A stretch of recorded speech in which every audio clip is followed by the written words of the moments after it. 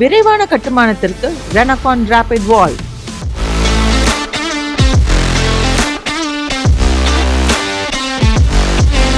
மாதம்பட்டியில் ஓர் அற்புதம். பரிபூர்ணாஸ் ஐஸ்வர்யம் seniors living Paradise. Phone 9943299940. உங்கள் தொழிற்சாலை மற்றும் நிறுவனத்தின் மின்சார தேவையை வங்கி நிதி உதவியுடன் சொந்தமாக சோலார் பிளான்ட் அமைத்து முழுமையாக நீங்களே பூர்த்தி செய்து கொள்ளலாம். Velan infra project private limited, Chennai. Call 9842252166.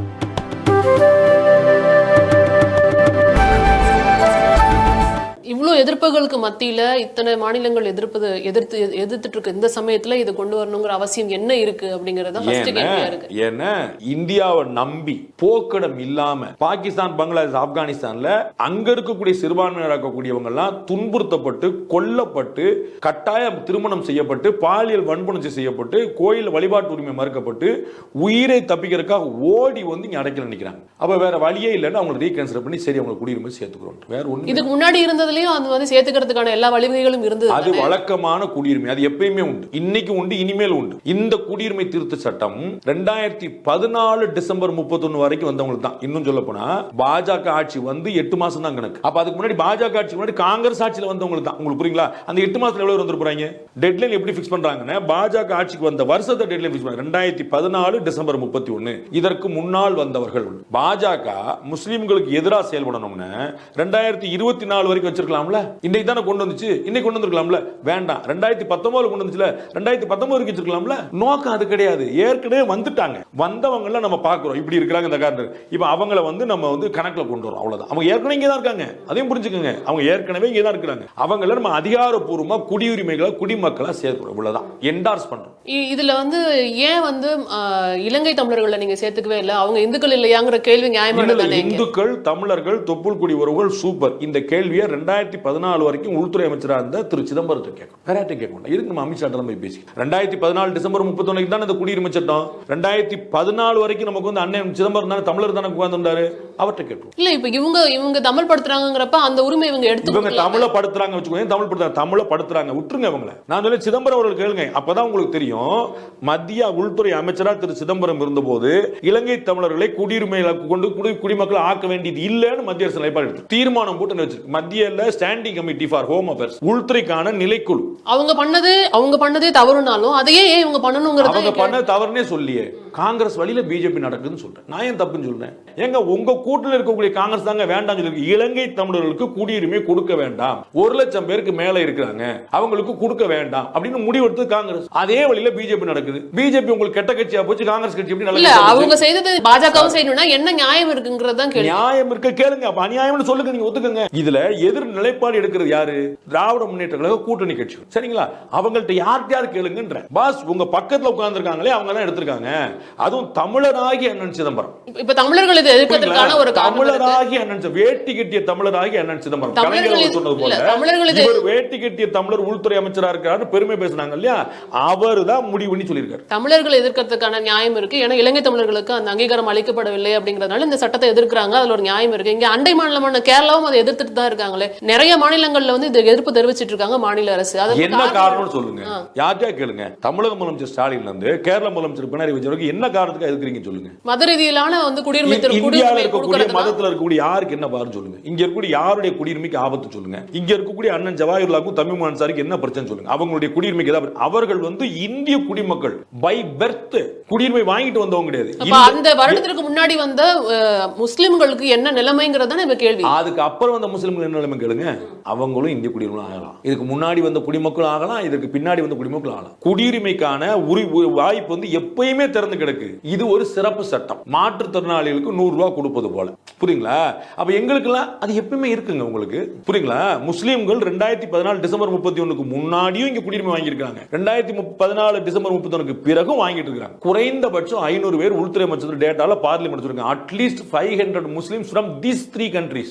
அமெரிக்கால இருந்து குடியுரிமை வாங்கினவங்க இருக்காங்க தெரியுமா? உலக நாடுகள் எல்லாரும் குடியுரிமை வாங்க. அது குடியுரிமை கொடுத்துக்கிட்டே இருக்கிறோம் நம்ம. இலங்கை தமிழர்களுக்கு இந்த காலகட்டத்தில் இதே 2024 வரைக்குமே குறைஞ்ச அதிகபட்சம் 1000 பேருக்கு மேல கொடுத்துருக்கும், 800 பேர் கிட்ட கொடுத்துருக்கும். இதே இளைஞர்கள் வேற காரணங்களால வேற வழியில் அவங்க பாஸ்போர்ட் விசா எல்லாம் ஒழுங்கா சப்மிட் பண்ணி பேப்பர்லாம் ஒழுங்கா சப்மிட் பண்ணி அகதிகளாக இருப்பது வேறு, குடியுரிமை வருது. அகதிகளா வரும்போது நான் எந்த பேப்பர் வேணாலும் ஒட்டு துணியோட வரலாம். புரியுங்களா? என்னப்பா பிரச்சனை, எங்க ஊர்ல போர், சரி வாப்பா கொஞ்ச நேரம் இருப்பாங்க சொல்லி உட்காந்துக்கலாம். இது வேற. இது வந்து சண்டைக்கு பயந்து வந்த அப்பாவிகள். இது வேற. ஆனா குடியுரிமைக்கு சில பேப்பர் நீங்க யாருன்னு தெரியணும்ல முதல்ல எனக்கு, அந்த பேப்பர் இருக்கணும். அப்படி பேப்பர் இருந்த 800 தமிழர்கள் இங்க இந்திய குடியுரிமைக்கு வழங்கப்பட்டிருக்கு. இப்ப இந்த குடியுரிமை திருத்த சட்டத்துல வந்து பேப்பர் இல்லாம இருக்கிறவங்களுக்கும் முஸ்லிம்களை தவிர எல்லாத்துக்குமே குடியுரிமை கொடுக்கறாங்க. அண்ணா நகர்ல ஒரு இலங்கை புரிஞ்சுக்கிறாங்க. அண்ணா நகர்ல இந்திய குடியுரிமை பெற்ற ஒரு இலங்கை தமிழரை நான் பேட்டி எடுத்து போட்டிருக்கேன், தினமலர்ல இருக்கும். இல்ல இது கேட்கறதுக்கு சந்தோஷமா இருந்தாலும் இது நிறைய பேருக்கு புரியலங்கிறதுனால தான் இந்த விஷயத்தை நான் வந்து கேட்டேன். ஏன்னா அரசியல் கட்சிகள் பூரா ஏமாத்துறாங்க, போய் சொல்றாங்க. 2014க்கு முன்னால வந்த எல்லா, நீங்க சொன்னீங்களே பேப்பர் தான் வேணும், பேப்பரே இல்லாம இந்த மதத்தை சேர்ந்தவர்களுக்கு வந்து குடியுரிமை வழங்கப்படும்னு சொல்றாங்க. அப்ப முஸ்லிம்களோட கதி என்ன அப்படிங்கறத கேள்வியா இருக்கு. இங்க எல்லாத்துக்கும் ஒரு குழப்பம் இல்லை இல்லையா? முஸ்லிம்களுடைய கதி எதுவுமே கிடையாது, அது அவங்களுக்குள்ள போட்டுக்கிற சண்டை. புரியுங்களா? இன்னைக்கு ஆப்கானிஸ்தான்ல தலிபான்கள் ஆட்சி நடக்குது, இன்னமும் குண்டு வெடிச்சிட்டு இருக்கு. இதுக்கு என்ன செய்யணும் நம்ம? அவங்களுக்கு அடிச்சா நம்ம என்ன செய்ய முடியும்? ஆனா மத ரீதியா நீ ஒரு ஹிந்துங்கிறதுக்காக அங்க துன்புறுத்தப்படும் போது அவங்களுக்கு அடைக்கலம் கொடுக்க வேற யார் இருக்காங்க? நீங்க வெளியில இருந்து வர சிறுபான்மையினர்கள்னு சொல்றீங்க. அப்ப அங்க வந்து இந்துக்கள்லாம் சிறுபான்மையினர்களா இருக்காங்க, மத்தவங்கள பௌத்தர்களா சிறுபான்மையினர்களா இருக்காங்க. அப்ப ரோஹிங்கியால எடுத்துக்கிட்டோம்னா அங்க இஸ்லாமியர்கள் தானே சிறுபான்மையினர். அப்ப அவங்களுக்கு ஏன் அந்த விஷயத்தை நீங்க கொடுக்கல, அகமதியாக்களுக்கு ஏன் கொடுக்கலங்கறதானே கேளுங்க. அதாவது முஸ்லீம் நாடா இருக்கக்கூடிய பாகிஸ்தான் கொடுக்காது, முஸ்லீம் நாடா இருக்கக்கூடிய பங்களாதேஷ் கொடுக்காது, முஸ்லீம் நாடா இருக்கக்கூடிய ஆப்கானிஸ்தான் கொடுக்காது, மதச்சார்பற்ற நாடா இருக்கக்கூடிய இந்தியா கொடுக்கணும். அதுதானே நம்மளுடைய மதச்சார்பற்ற நாடுங்கிறதுனால தானே இந்த கேள்வி வைக்கிறாங்க எல்லாரும். நான் சொல்றேன், உங்களுக்கு அப்புறம் யார் சாப்பாடு போடுவா? உங்க வீட்டுல எல்லாரையும் குடி வச்சிருங்க, செய்வீங்களா? உங்க வீட்டுல எல்லாரும் குடி வச்சிருங்க. 10 பேர் சத்திரத்துல 10 பேர் படுக்கிறாங்க, உங்க வீட்டுல 3 பேர் படுக்கிறீங்க, இன்னும் 7 பேர் சேர்த்துக்கங்க. அப்ப உங்க வீட்டுல என்ன கெபாசிட்டி இருக்கு, யார் சேர்க்கணும் பார்த்து சேர்க்கணும். இது உலகம். வீட்டுல எதுக்கு இவ்வளவு பெரிய காம்பவுண்ட் போட்டிருக்காங்க? பிரபல நடிகர்கள் எல்லாம் 20 அடிக்கு எது காம்பவுண்ட் போட்டிருக்காங்க? நடிகர்கள் எல்லாம் அவங்க வீடு, அவங்க காம்பவுண்ட் போட்டு தான் ஆகணும். அவங்களுடைய உரிமை. காம்பவுண்ட் ஒரு குற்றம் கிடையாது, காம்பவுண்ட் போடாட்டா தான் தப்பு. அப்ப இந்தியாவுக்குள்ள யார் வரணும், எப்போ வரணும், எப்படி வரணும், குடியுரிமைக்கான நீங்க வழி இருக்கு. நான் சொல்ல அமெரிக்கர்கள் வர்றாங்க, அப்படி உங்களுக்கு சிறுபான்மைக்கு எதிராக நீங்க சேர்க்க கூடாது. அதை தாங்க நான் சொல்ல. இவருக்கு அழகா வந்தீங்க, சமத்தா வந்தீங்க, அதான் சொல்ல வந்தீங்க. அதான் சொல்லுவேன், சிறுபான்மைக்கு எதிராக கிறிஸ்டியன் சேர்க்கிறாங்க. அதான் நான் கேட்க வந்து நீங்க சொல்றீங்க. இப்ப இவங்களுக்கு சிறுபான்மை தான் ஆகாது. உங்களுக்கு என்ன, பிஜேபி வந்து சிறுபான்மைக்கு எதிரான கட்சி. அப்ப கிறிஸ்டியன்ஸ், அதுதான் கேள்வி. இப்ப கிறிஸ்தவர்கள் மட்டும் அனுமதிக்கிறீங்க, இஸ்லாமியர்களையும் அனுமதிக்க மாட்டேங்கிறீங்க. ஏன்னா கிறிஸ்தவர்கள் அவர்கள் கிறிஸ்தவர்கள் என்பதனாலேயே அங்கிருந்து துன்புறுத்தப்பட்டு அனுப்பப்படுகிறார்கள். அவ்வளவுதான் பாயிண்ட். அவர்களுடைய மதத்தினால் அவர்கள் துன்புறுத்தப்பட்டு அனுப்பப்படுகிறார். அவர்களுக்கு போக்கிடம். இன்னொரு முக்கியமான பாயிண்ட், இந்த 3 நாட்டில் இருந்தவர்களும் இருப்பவர்களும் இங்க அடைக்கலம் தேடி வந்தவர்களும் ஏற்கனவே இந்தியர்களாக இருந்தவர்கள். நம்ம தானே பிரிச்சு வந்த நாட்டை. அப்ப இங்க இருந்தானே வந்து இஸ்லாமியர்களும் போனாங்க. ஆமா, இந்தியா வேண்டாம், அவர்களும் இந்தியர்கள். இந்தியா வேண்டாம், வித்தியாசம் புரிஞ்சுக்கங்க. இந்தியா வேண்டாம்னு போனோம், அது இது எப்படி ஒண்ணாகும்? அங்க அந்த இடத்துல இருந்தவர்கள் அங்கே தக்க வைக்கிறாங்க. புரியுங்களா? அங்க இருந்து ஹிந்துக்கள் அங்கே இருக்காங்க. அட்லாஸ்ட் வந்து இந்தியன் கான்ஸ்டிடியூஷன் சொன்னது என்ன? மதசார்பின்மை, மதத்தால ஒருத்தங்களுக்கு குடியுரிமை வழங்க கூடாதுங்கறதானே அடிப்படை உரிமை. அரசமைப்பு 14வது எந்த மனிதர்களுக்கும் இடையில எந்த விதமான பாகுபாடும் பார்க்க கூடாதுன்னு சொல்லுது. Constitution number 14 it says no person be separated. எதுக்கு ஒரு காரணம், ஆம்பளை பொம்பளை, ஜெண்டர்னால, ஏஜ்னால, ஜாதினால, மதத்தினால அனைவரும் சமம் அப்படின்னு ஆர்டிகல் 14 சொல்லுது. உங்களுக்கு என்ன பிரச்சனை? இல்ல சட்டத்தின் முன்னாடி தானே சமம். சட்டம் வேணும்ல, ஏன் சட்டம் அப்படி சொல்லு? அதனால சட்ட திருத்தம். இல்ல உங்களுக்கு என்ன பிரச்சனை? எனக்கு புரியலையே சார். நீங்க உங்க வீட்டுல யாரை ஏத்துப்பீங்கன்னு உங்க வீட்டு சட்டம். ஏங்க நீங்க எப்படி உங்க சித்தப்பா கூப்பிடுறீங்க, அத்தையை கூட மாட்டீங்க, நான் சண்டை போட முடியுமா? சித்தப்பா உங்களுக்கு ஒத்துறது, அத்தை உங்களுக்கு ஒத்துறது, உங்க பாடு, உங்க வீடு.